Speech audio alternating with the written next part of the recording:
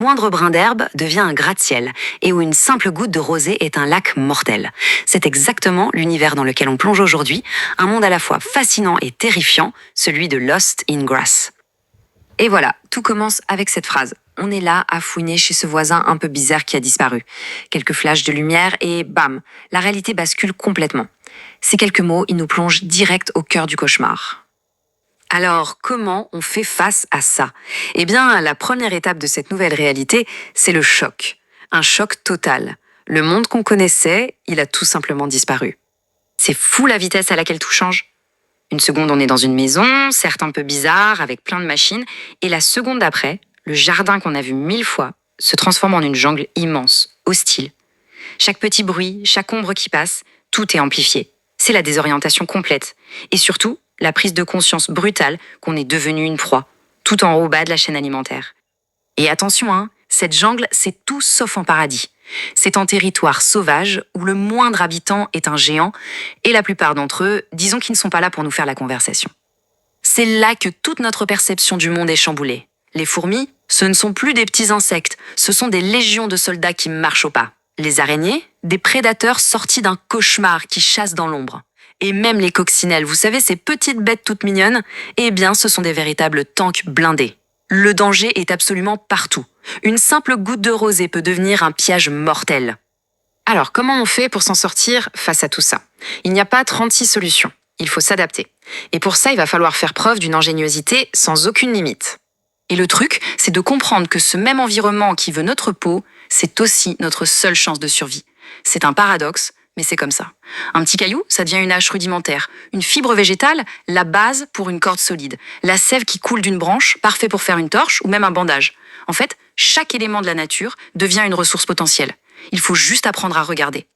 Et cette même logique, eh bien, elle s'applique aussi aux créatures. Quand on bat un ennemi, ce n'est pas juste une victoire pour la survie, c'est aussi une occasion de récupérer des ressources cruciales.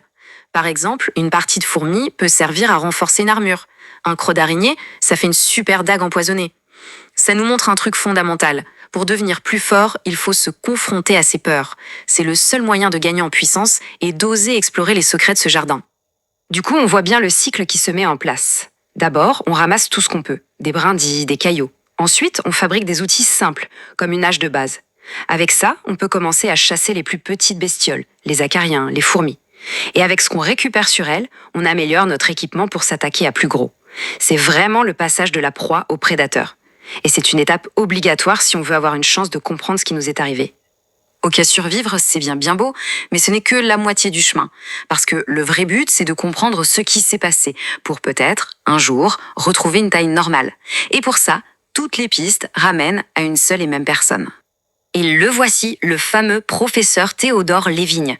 Un esprit absolument brillant, un visionnaire, mais aussi un homme complètement obsédé par une idée que tout le monde jugeait folle. Le projet Mnemos. Son objectif, c'était quoi?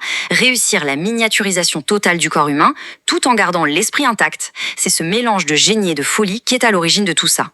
Cette chronologie, elle retrace un peu sa chute, ou son émancipation, ça dépend du point de vue.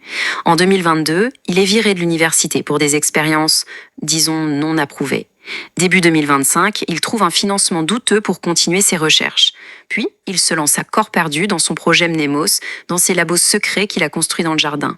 Et en juin 2025, il meurt, dans des circonstances très mystérieuses, quelques semaines à peine avant qu'on arrive. Ça pose question, non? Franchement, cette citation de ses cassettes audio, elle résume parfaitement le personnage. Le mec arrive à réduire un morceau de pain de 200 grammes à la taille d'un grain de riz, et son premier réflexe, c'est de le manger. Résultat, mal de ventre, mais progrès. On sent bien son humour, sa passion dévorante et son mépris total pour les règles de sécurité. Un vrai savant fou, prêt à tout pour la science, même une indigression. Mais le professeur n'était pas complètement seul dans son délire. Non, il avait un assistant. Un assistant très spécial, une intelligence artificielle qui pourrait bien être la clé de toute cette histoire. Son nom, Cogito. Et sa mission est à la fois simple et gigantesque.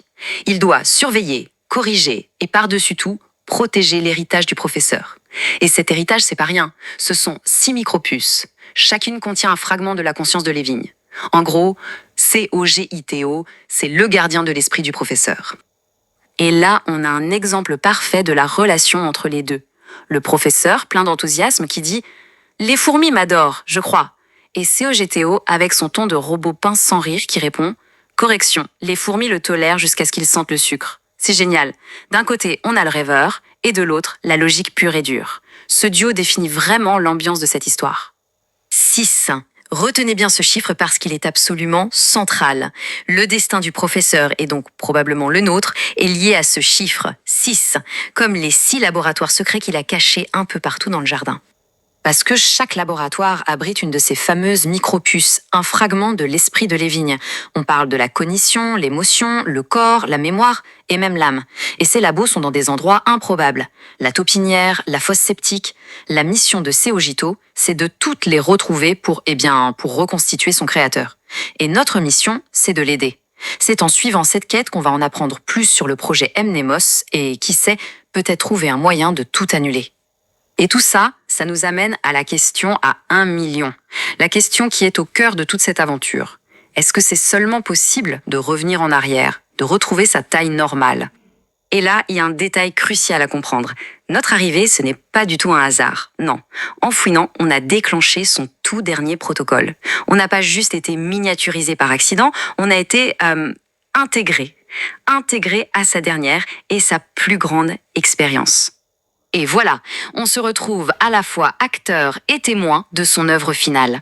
Notre survie maintenant, elle dépend entièrement de notre capacité à décoder sa science, à comprendre sa folie et à retrouver tous les secrets qu'il a laissés derrière lui, dans ce jardin qui est devenu son laboratoire personnel à ciel ouvert. Son dernier message est glaçant. Si quelqu'un trouve ça, alors soit il est très chanceux, soit il est très très petit. J'ai commis une erreur. Le monde n'est pas prêt pour la taille d'une idée. On sent le regret, la prise de conscience. Il a compris, mais trop tard, que son invention le dépassait. C'est à la fois un avertissement terrible et son unique héritage. Et donc, la question finale se pose. Face à tous ces dangers, face au mystère laissé par ce génie disparu, est-ce que le seul but c'est de survivre pour retrouver sa taille d'avant ? Ou est-ce qu'en reconstituant l'esprit du professeur, on ne va pas découvrir que certaines idées sont en fait trop grandes pour rester petites ?